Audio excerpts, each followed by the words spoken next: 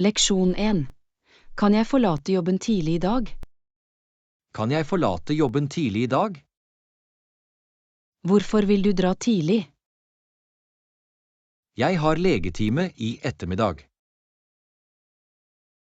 Er det presserende? Ja, det er viktig for helsen min. Ok, jeg forstår. Er du ferdig med oppgavene dine for dagen? Ja, jeg har fullført alt. Flott, da kan du dra tidlig. Takk skal du ha. Jeg setter pris på det. Ikke noe problem. Ta vare på deg selv. Jeg vil. Vi sees i morgen. Leksjon 2. Kan jeg bruke skriveren på kontoret vårt? Kan jeg bruke skriveren på kontoret vårt? Hva trenger du å skrive ut? Jeg har et viktig dokument. Er det presserende? Ja, jeg trenger det til et møte. Greit, gå videre og bruk skriveren. Takk skal du ha. Jeg setter pris på det. Ikke noe problem. Bare husk å fylle på papiret hvis du går tom. Selvfølgelig skal jeg sørge for å gjøre det. Bra. Gi meg beskjed hvis du trenger hjelp. Vil gjøre det. Takk igjen. Du er velkommen. Leksjon 3. Kan du anbefale en god reiseforsikringsplan? Kan du anbefale en god reiseforsikring? Sikker. Hva slags dekning trenger du? Jeg skal på utenlandsreise og vil ha omfattende dekning. Hvor lenge skal du reise? 2 uker. Ok. Jeg foreslår at du ser på XYZ reiseforsikring. De tilbyr omfattende planer for internasjonale reiser. Er de pålitelige? Ja, de har et godt rykte og positive anmeldelser. Hva inkluderer deres dekning? Det inkluderer medisinske utgifter, avbestilling eller avbrudd av turen, tap av bagasje og nødhjelp. Det høres bra ut. Hvor mye koster det? Det avhenger av dekningen og destinasjonen din. Du kan få et tilbud på nettet. Greit, jeg skal sjekke dem ut. Takk for anbefalingen din. Du er velkommen. Ha en trygg og hyggelig tur. Takk skal du ha. Leksjon 4. Kan jeg jobbe hjemmefra av og til? Kan jeg jobbe hjemmefra av og til? Hva er grunnen til at du ønsker å jobbe hjemmefra? Jeg synes det er mer behagelig og produktivt. Hvor ofte vil du jobbe hjemmefra? Kanskje 1 eller 2 ganger i uken. Har du diskutert dette med sjefen vår? Ikke ennå. Jeg ønsket å få din mening først. Jeg synes det er verdt å diskutere med sjefen vår. Tror du de ville være åpne for ideen? Det avhenger av arten av arbeidet ditt og selskapets retningslinjer. Jeg planlegger et møte for å diskutere det med sjefen vår. Det høres ut som en god plan. Lykke til! Takk for innspill. Jeg setter pris på det. Ikke noe problem. Gi meg beskjed om hvordan det går. Vil gjøre det. Takk igjen. Du er velkommen. Leksjon 5. Kan jeg ta med kjæledyret mitt på flyet? Kan jeg ta med kjæledyret mitt på flyet? Det avhenger av flyselskapets policy. Vet du om de tillater kjæledyr? Noen flyselskaper gjør det, men det er begrensninger. Hva slags begrensninger? Vanligvis må kjæledyr være i en bærer, oppfylle størrelses- og vektgrenser. Er det en ekstra avgift? Ja, det er vanligvis et gebyr for å ta med kjæledyr. Kan jeg ta med kjæledyret mitt i hytta? Det avhenger av størrelsen på kjæledyret ditt og flyselskapets regler. Hva om kjæledyret mitt er for stort for hytta? I så fall må de kanskje reise i lasterommet. Er det trygt for kjæledyr å reise i lasterommet? Flyselskaper tar forholdsregler for å sikre deres sikkerhet, men det er risiko involvert. Jeg sjekker med flyselskapet før jeg legger noen planer. Det er en god idé. Sørg for å samle all nødvendig informasjon. Takk for hjelpen og rådene. Du er velkommen. Gi meg beskjed hvis du har andre spørsmål. Vil gjøre det. Takk igjen. Ikke noe problem. Leksjon 6. Kan jeg slå av lysene når jeg forlater kontoret? Kan jeg slå av lysene når jeg forlater kontoret? Er det andre som fortsatt jobber? Nei, alle har dratt. Da er det greit å slå av lysene. Skal jeg slå av alle lysene eller bare i vårt område? Bare i vårt område er nok. Er det en bestemt bryter jeg bør bruke? Hovedbryteren nær utgangen skal gjøre susen. Hva med ganglysene? La dem være på for sikkerhets skyld. Fikk det. Jeg skal sørge for å slå av lysene i området vårt. Flott. Takk for at du er oppmerksom på energibesparelse. Du er velkommen. Det er viktig å spare strøm. Absolutt. Ha en god kveld. Du også. Leksjon 7. Kan du foreslå måter å spare energi hjemme? Kan du foreslå måter å spare energi hjemme? Sikker. Her er noen ideer. Vær så snill å gå videre. Slå av lysene når de ikke er i bruk. Hva med å bruke energieffektive lyspærer? Ja, det er også en god idé. Noen tips for å redusere varme- og kjølekostnader. Bruk en programmerbar termostat og isoler hjemmet ditt. Hva med apparater? Noen forslag? Velg energieffektive apparater og koble fra elektronikk når de ikke er i bruk. Noen andre tips du kan dele? Bruk naturlig lys i løpet av dagen og vask klær i kaldt vann. Dette er gode forslag. Takk skal du ha. Du er velkommen. Små endringer kan utgjøre en stor forskjell. Jeg begynner å implementere disse tipsene med en gang. Det er utmerket. Lykke til med energibesparende innsats. Takk, Anna. Ha en fantastisk dag. Du også, John. Leksjon 8.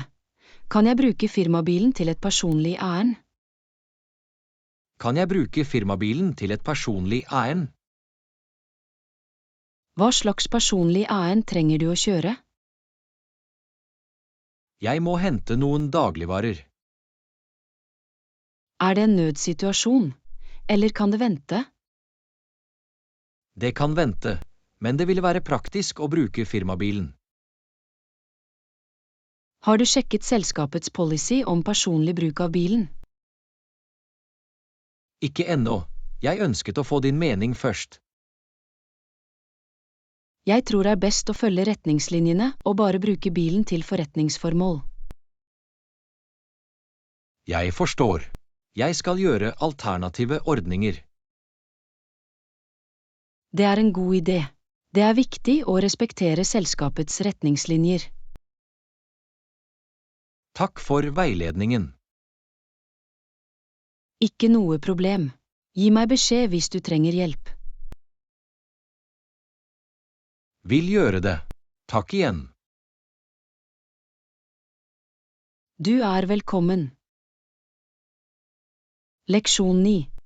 Kan jeg reise til et annet land uten å vite språket? Kan jeg reise til et annet land uten å vite språket? Det kan være utfordrende, men det er mulig. Hvor vanskelig ville det være å kommunisere? Det avhenger av landet og tilgjengeligheten av engelsktalende. Bør jeg lære noen grunnleggende setninger før jeg reiser? Ja, å lære noen få nøkkelsetninger kan være nyttig. Hva om jeg går meg vill eller trenger hjelp? Du kan bruke oversettelsesapper eller be om hjelp fra lokalbefolkningen eller turistinformasjonssentre. Vil det begrense opplevelsene mine hvis jeg ikke snakker språket? Det kan begrense noen interaksjoner, men det er fortsatt mange måter å nyte reiseopplevelsen på. Noen andre tips for å reise i et fremmedland? Undersøk de lokale skikkene og vær respektfull for kulturen. Det er et godt råd. Jeg skal huske på det. Ha en flott tur og omfavne eventyret. Takk, Anna. Jeg setter pris på rådene dine. Du er velkommen. Trygge reiser. Leksjon 10. Kan jeg ta med sykkelen min til kontoret? Kan jeg ta med sykkelen min til kontoret? Er det et bestemt område for sykler? Ja, det er et sykkelstativ utenfor kontorbygningen. Har du sjekket kontorpolitikken for å ta med sykler? Ikke ennå. Jeg ønsket å få din mening først. Jeg tror det er tillatt så lenge det ikke forårsaker ulemper eller sikkerhetsproblemer. Jeg skal sørge for å låse den sikkert. Det er viktig for å forhindre tyveri. Bare vær oppmerksom på at andre bruker sykkelstativet også. Absolutt. Jeg skal være hensynsfull. Takk for innspillene dine. Du er velkommen. Kos deg med sykkelpendlingen. Takk, Anna. Det er en fin måte å holde seg aktiv på. Jeg er enig. Ha en produktiv dag. Du også. Leksjon 11. Kan jeg sjekke inn på nettet for flyreisen min? Kan jeg sjekke inn på nettet for flyreisen min? Ja, de fleste flyselskaper tilbyr online innsjekking. Når kan jeg sjekke inn online? Vanligvis kan du sjekke inn 24 timer før flyreisen. Må jeg skrive ut boardingkortet mitt? Ikke nødvendigvis. Du kan ofte vise en digital kopi på telefonen. Er det noen fordeler med å sjekke inn online?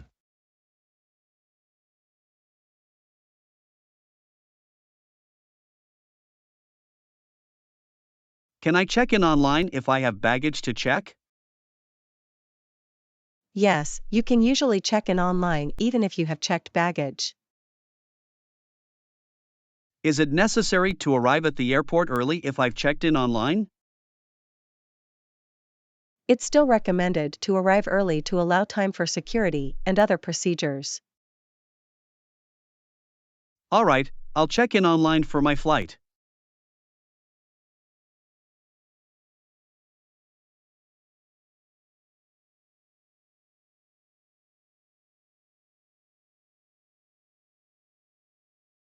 No problem. Safe travels. Lesson 12. Can you recommend a good home security system? Kan du anbefale et godt hjemmesikkerhetssystem? Sikker. Leter du etter en bestemt type sikkerhetssystem? Jeg vil ha noe pålitelig og enkelt å bruke.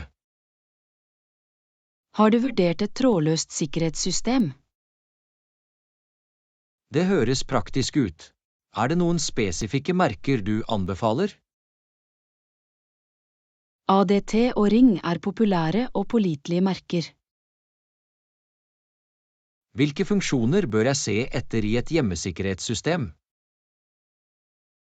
Se etter funksjoner som bevegelsessensorer, videoovervåking og ekstern tilgang. Hva med profesjonelle overvåkingstjenester? Det er et godt alternativ for ekstra trygghet, men det kommer med en månedlig avgift.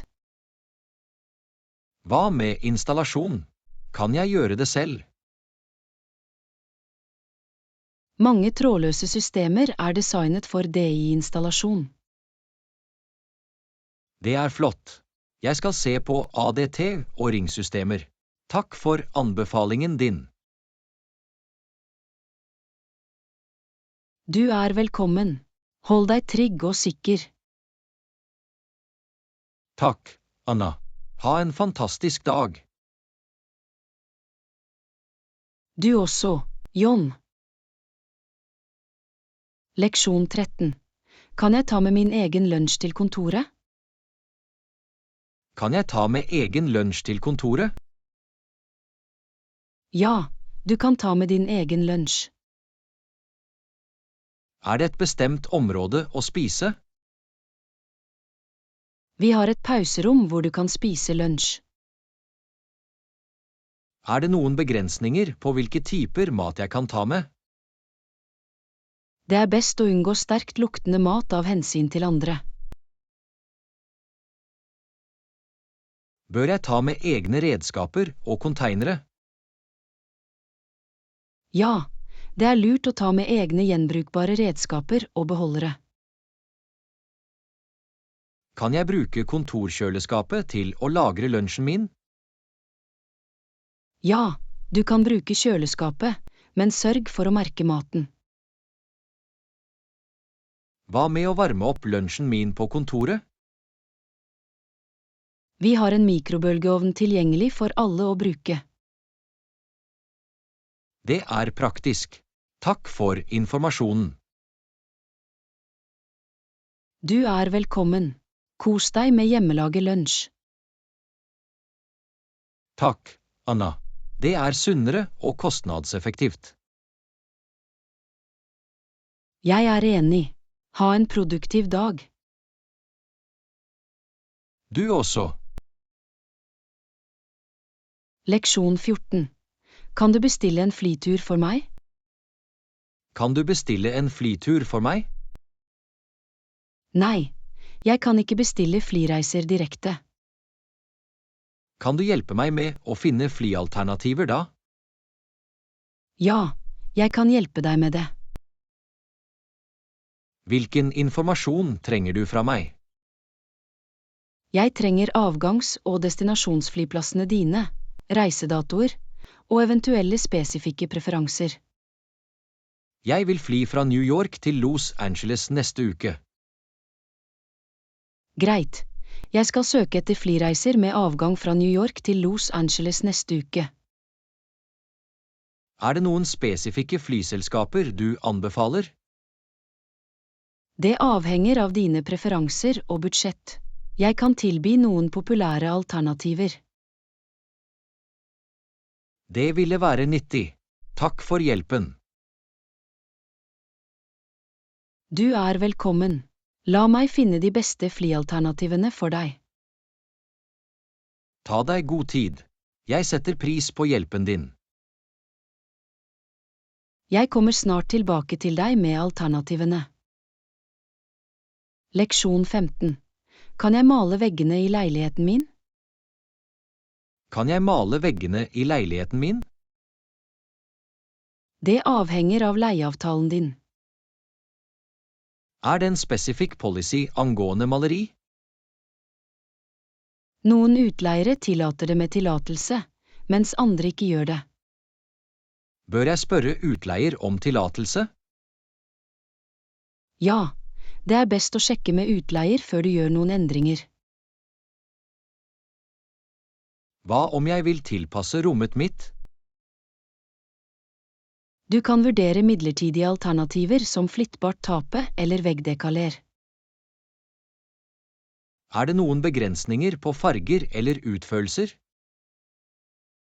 Noen utleiere kan ha preferanser eller begrensninger, så det er viktig å avklare. Må jeg male på nytt før jeg flytter ut? I mange tilfeller kan det hende du må returnere veggene til sin opprinnelige farge. Det gir mening. Jeg tar kontakt med utleieren min for avklaring. Det er en god idé. Det er alltid best å ha tidlig kommunikasjon. Takk for rådene dine, Anna. Du er velkommen.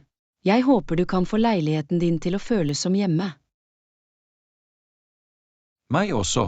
Ha en flott dag. Du også, John. Leksjon 16. Kan jeg ha en liten potteplante på skrivebordet mitt? Kan jeg ha en liten potteplante på skrivebordet mitt? Det avhenger av kontorpolitikken angående personlige gjenstander. Er det en spesifikk regel om planter? Noen kontorer tillater det, mens andre kan ha begrensninger. Bør jeg spørre veilederen min om tillatelse? Ja, det er best å sjekke med veilederen din eller HR-avdelingen. Er det noen fordeler med å ha en plante ved skrivebordet mitt? Planter kan forbedre luftkvaliteten og skape et mer behagelig arbeidsmiljø. Hva om jeg ikke har en grønn tommel? Det er planter med lite vedlikehold som er enkle å ta vare på, som sukkulenter. Vil jeg være ansvarlig for vanning og vedlikehold av planten? Ja, det ville være ditt ansvar å ta vare på planten. Kan jeg velge hvilken som helst plante til skrivebordet mitt? Det er best å velge en plante som passer for innendørsmiljøer. Jeg ber veilederen min om tillatelse og velger et anlegg med lite vedlikehold. Det høres ut som en god plan. Kos deg med å ha litt grønt på skrivebordet ditt. Takk, Anna. Jeg setter pris på rådene dine. Du er velkommen. Ha en produktiv dag. Du også. Leksjon 17. Kan jeg bruke et VPN for å sikre hjemmenettverket mitt? Kan jeg bruke et VPN for å sikre hjemmenettverket mitt? Ja, bruk av en VPN kan forbedre sikkerheten til hjemmenettverket ditt. Hvordan fungerer en VPN? En VPN krypterer internettforbindelsen din, noe som gjør den sikrere og mer privat. Kan jeg bruke en hvilken som helst VPN-tjeneste? Det er viktig å velge en anerkjent VPN-leverandør for bedre sikkerhet.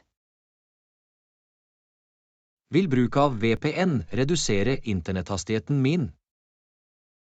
Det kan redusere internetthastigheten din litt, men det avhenger av VPN og tilkoblingen din.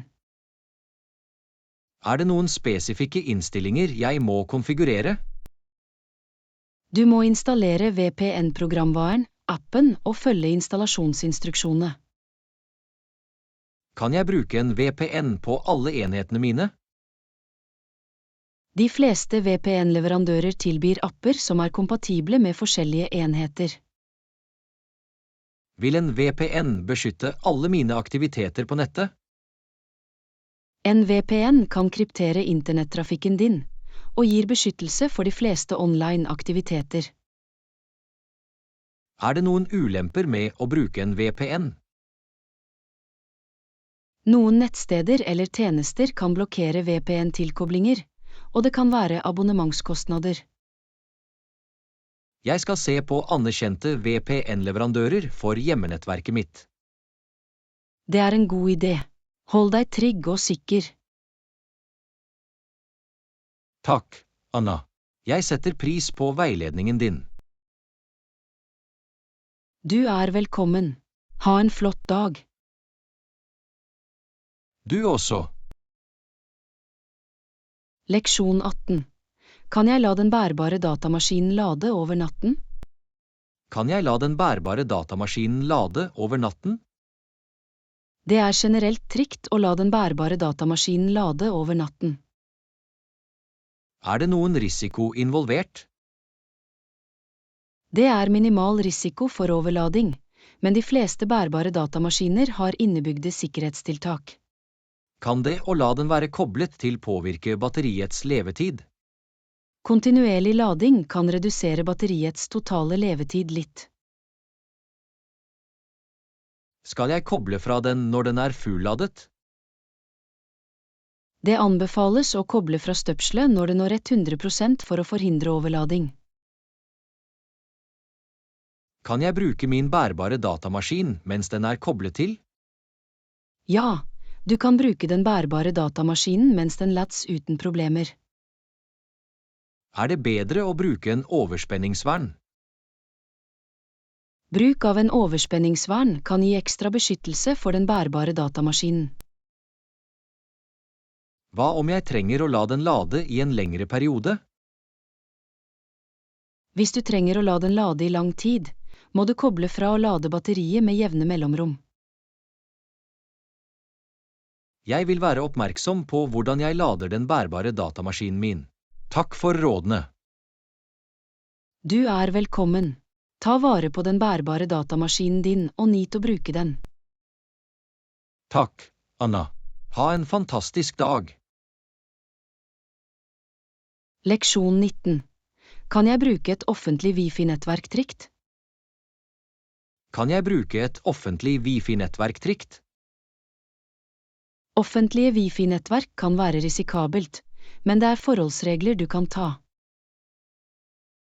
Hva er risikoen ved å bruke offentlig Wi-Fi? Hackere kan potensielt fange opp dataene dine og få tilgang til sensitiv informasjon. Hvordan kan jeg beskytte dataene mine på offentlig Wi-Fi? Ved å bruke et virtuelt privat nettverk, VPN, kan du kryptere tilkoblingen din og forbedre sikkerheten.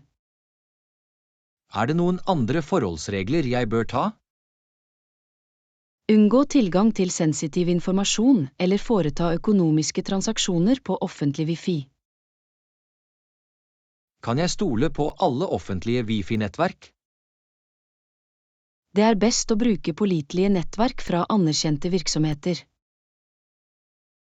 Hva om jeg ikke har tilgang til en VPN? Du kan vurdere å bruke mobildataene dine eller et personlig hotspot for en sikrere tilkobling.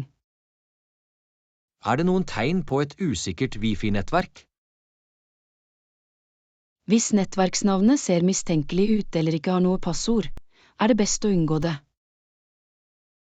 Jeg vil være forsiktig når jeg bruker offentlig Wi-Fi og vurdere å bruke en VPN. Det er en smart tilnærming. Vær trygg og beskytt dataene dine. Takk, Anna. Jeg setter pris på rådene dine. Du er velkommen. Ha en flott dag. Du også. Leksjon 20. Kan jeg ta med mitt eget krus til kaffemaskinen på kontoret? Kan jeg ta med mitt eget krus til kaffemaskinen på kontoret? Ja, du kan ta med ditt eget krus til bruk med kaffemaskinen på kontoret. Er det en bestemt størrelse eller type krus tillatt? Så lenge den passer under kaffemaskinen, kan du bruke hvilket som helst krus du foretrekker. Skal jeg vaske kruset mitt selv? Ja, det er ditt ansvar å vaske ditt eget krus etter bruk. Kan jeg bruke kontoroppvaskmaskinen til kruset mitt? Noen kontorer har oppvaskmaskin for krus, men det er best å sjekke med kollegene eller kontorretningslinjene. Er det noen begrensninger for bruk av personlige krus? Det er viktig å være hensynsfull og ikke bruke andres krus uten tillatelse. Kan jeg ta med et reisekrus med lokk? Ja, et reisekrus med lokk kan være et praktisk valg for kontoret. Vil bruk av mitt eget krus spare på papirkopper? Ja, å bruke ditt eget krus bidrar til å redusere avfall fra engangskopper. Det er flott. Jeg tar med favorittkruset mitt til kontoret. Nyt kaffen i ditt eget krus. Det gir et personlig preg. Takk, Anna. Jeg setter pris på støtten din. Du er velkommen. Ha en produktiv dag. Du også. Leksjon 21. Hva er ditt favorittrom i huset ditt? Hva er ditt favorittrom i huset ditt? Mitt favorittrom er stuen. Hva liker du med stuen? Jeg liker den koselige atmosfæren og komfortable sitteplasser. Bruker du mye tid der? Ja, jeg bruker god tid på å slappe av og se på TV i stuen. Er det en spesifikk funksjon som gjør den til din favoritt? De store vinduene som slipper inn naturlig lys er min favorittfunksjon. Har du noen spesielle dekorasjoner i stuen? Jeg har noen kunstverk og familiebilder vist på veggene. Er det der du underholder gjester? Ja, stuen er der jeg har vært for gjester og har samlinger. Hva er ditt andre favorittrom i huset ditt? Mitt andre favorittrom er kjøkkenet. Hva liker du med kjøkkenet? Jeg liker å lage mat og prøve ut nye oppskrifter på kjøkkenet. Har du noen favoritt-kjøkkenapparater? Jeg elsker blenderen og kaffetrakteren min mest. Er det en spesifikk rett du elsker å lage mat på kjøkkenet ditt? Jeg liker å bake hjemmelagde kaker på kjøkkenet mitt. Stuen og kjøkkenet ditt høres fantastisk ut. Takk, John. Jeg er takknemlig for disse plassene i hjemmet mitt. Det var hyggelig å lære om favorittrommene dine. På samme måte er det alltid interessant å høre om andres preferanser. Ha en flott dag, Anna. Du også, John. Leksjon 22. Hvordan slapper du av etter en lang dag? Hvordan slapper du av etter en lang dag? Jeg liker å lese en bok eller se en film. Har du en favorittsjanger av bøker eller filmer? Jeg liker å lese mysterieromaner og se komedier. Noen spesifikke bok- eller filmanbefalinger? Gone Girl er en flott thrillerbok, og The Hangover er en morsom film. Hva med andre måter å slappe av på? Å ta en tur eller trene yoga hjelper meg å slappe av. Har du noen hobbyer som hjelper deg med å slappe av? Jeg liker å male og spille piano som hobbyer. Er det et spesielt maleri eller sang du liker? Jeg liker å male landskap og spille klassisk musikk på piano. Det høres fredelig ut. Noen andre måter du slapper av på? Å lytte til beroligende musikk eller ta et varmt bad hjelper meg også å slappe av. Det er gode forslag. Jeg skal prøve dem også. Jeg håper de fungerer bra for deg. Avslapning er viktig. Takk, Anna. Jeg setter pris på rådene dine. Du er velkommen. Ha en avslappende kveld. Du også, Anna. Leksjon 23. Liker du å være vertskap for samlinger hjemme hos deg? Liker du å arrangere samlinger hjemme hos deg? Ja, jeg elsker å ha venner over til spillkvelder. Hvilke spill spiller du vanligvis? Vi liker å spille brettspill og kortspill som Uno og Monopoly. Hvor ofte arrangerer du disse spillkveldene? Vi prøver å gjøre det 1 eller 2 ganger i måneden. Tilbyr du snacks eller drikke til gjestene dine? Ja, jeg tilbereder vanligvis snacks og drikke som alle kan glede seg over. Er det maksimalt antall gjester du kan ta imot? Vi har nok plass til rundt 6 til 8 personer. Har du et favorittspill du alltid spiller? Codenames er en av favorittene våre som vi ofte spiller. Liker du planleggings- og forberedelsesprosessen?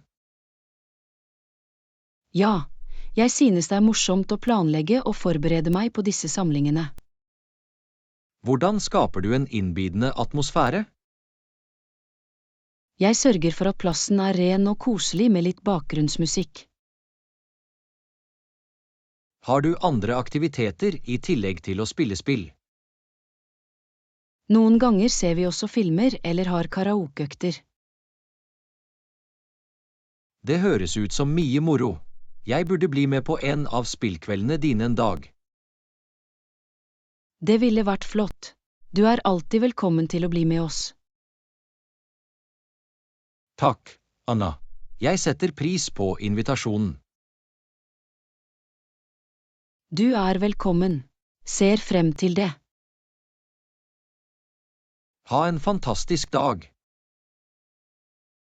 Leksjon 24. Kan denne kakeoppskriften være enklere? Kan denne kakeoppskriften være enklere? Ja, forenkle det ved å bruke færre ingredienser. Hvilke ingredienser kan elimineres? Du kan prøve å utelate unødvendige smakstilsetninger eller pålegg. Vil det fortsatt smake godt med færre ingredienser? Det kan ha en enklere smaksprofil, men det kan fortsatt være deilig. Hva med kakens tekstur? Teksturen kan være litt påvirket, men det skal fortsatt være hyggelig. Er det noen spesifikke ingredienser som er essensielle? De grunnleggende ingrediensene som mel, sukker, egg og hevemidler er essensielle. Kan jeg redusere mengden sukker eller fett? Du kan eksperimentere med å redusere sukker eller bruke sunnere alternativer. Vil steketiden eller temperaturen endre seg? Det er best å følge den originale oppskriftens instruksjoner for steketid og temperatur. Noen tips for å forenkle forberedelsestrinnet? Du kan se etter alternative metoder eller snarveier hvis tilgjengelig. Jeg skal prøve det og forenkle oppskriften. Takk, Anna. Du er velkommen, John. Kos deg med bakingen. Ha en fantastisk dag. Leksjon 25. Kan du tro hvor fort tiden flyr? Kan du tro hvor fort tiden flyr? Ja, det er utrolig hvor raskt det går. Det føles som om bare i går var begynnelsen på året. Tiden ser ut til å akselerere når vi blir eldre. Jeg skulle ønske vi kunne bremse det noen ganger. Tiden venter ikke på noen, dessverre. Det er viktig å få mest mulig ut av hvert øyeblikk. Absolutt. Å verne om nåtiden er verdifullt. Har du noen strategier for å styre tiden effektivt? Å prioritere oppgaver og sette mål kan hjelpe. Det er også viktig å finne en balanse mellom arbeid og fritid. Ja, opprettholde en sunn balanse mellom arbeid og privatliv er avgjørende. Tiden har absolutt en måte å minne oss på å sette pris på livet. Faktisk er det en konstant påminnelse om livets flyktige natur. La oss få mest mulig ut av tiden vår og skape meningsfulle minner. Det er en fantastisk tankegang å ha, John. Takk, Anna. Ha en produktiv dag. Leksjon 26. Kan du videreformidle budskapet til Johannes? Kan du sende meldingen videre til John? Ja da, jeg sender beskjeden til ham. Hva er budskapet?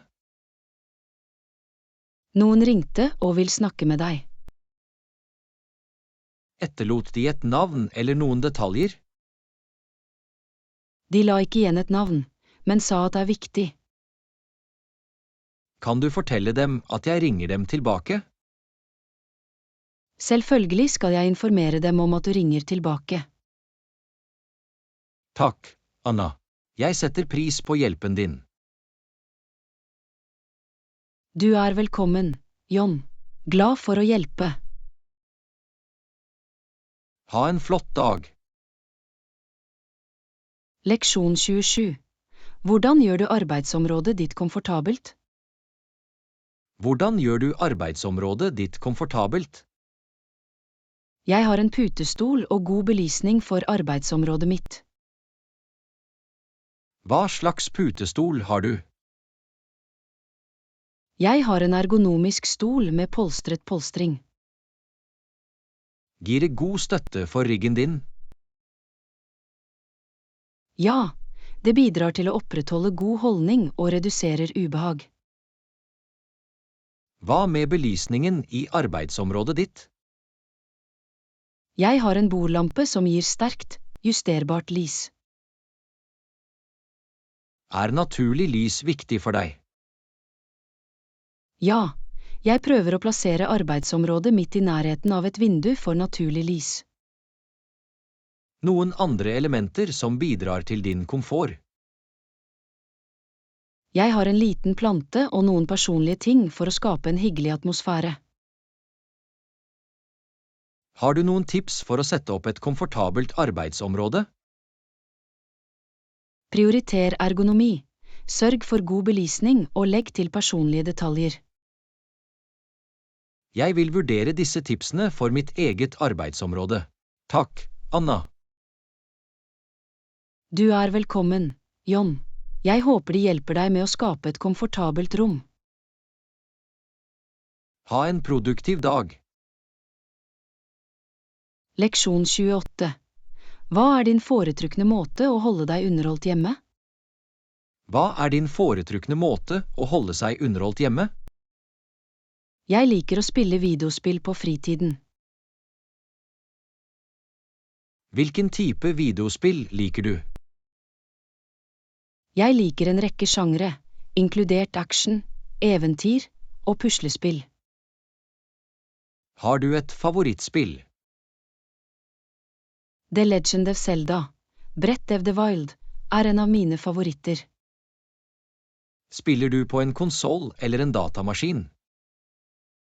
Jeg foretrekker å spille på en konsoll som Nintendo Switch. Hvor ofte spiller du videospill? Jeg spiller noen ganger i uken, vanligvis om kveldene eller i helgene. Noen andre måter du holder deg underholdt hjemme? Jeg liker også å lese bøker og se på filmer eller TV-serier. Har du noen favorittbok eller filmsjangre? Jeg liker fantasy og mysteriebøker, og jeg liker å se sci-fi og komediefilmer. Det høres ut som om du har en god blanding av hobbyer. Ja, jeg liker å ha en rekke aktiviteter for å holde meg underholdt. Det er flott. Jeg skal prøve å spille videospill for underholdning også. Jeg håper du liker det. Det kan være en morsom måte å slappe av og ha det gøy på. Takk, Anna. Ha en fantastisk dag. Leksjon 29. Hvordan forbereder du deg til eksamen? Hvordan forbereder du deg til eksamener? Jeg gjennomgår notatene mine og lager sammendragsark. Leser du alle notatene dine? Jeg skummer gjennom de viktige punktene og nøkkelbegrepene. Hvordan lager du sammendragsark? Jeg kondenserer informasjonen til konsise og organiserte notater. Bruker du andre studieteknikker? Jeg lager også flashcards for å spørre meg selv om viktige fakta. Studerer du alene eller sammen med andre? Jeg foretrekker å studere alene for å minimere distraksjoner. Hvordan styrer du studietiden din? Jeg lager en studieplan og deler den inn i håndterbare biter. Tar du pauser mens du studerer?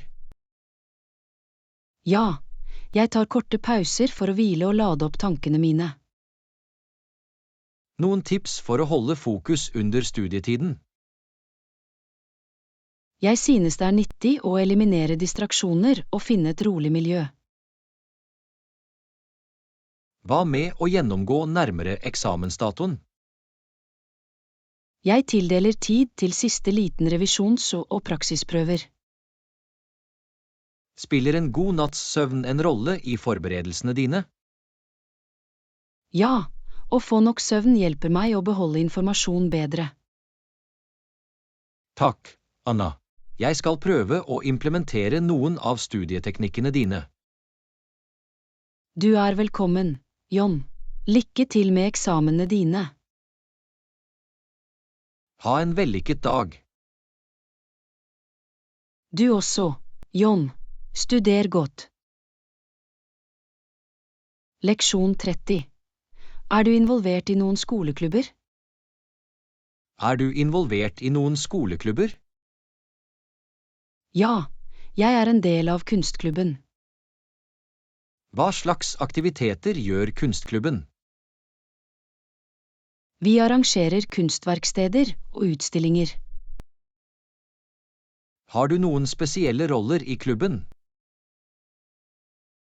Jeg har ansvaret for å promotere arrangementene våre.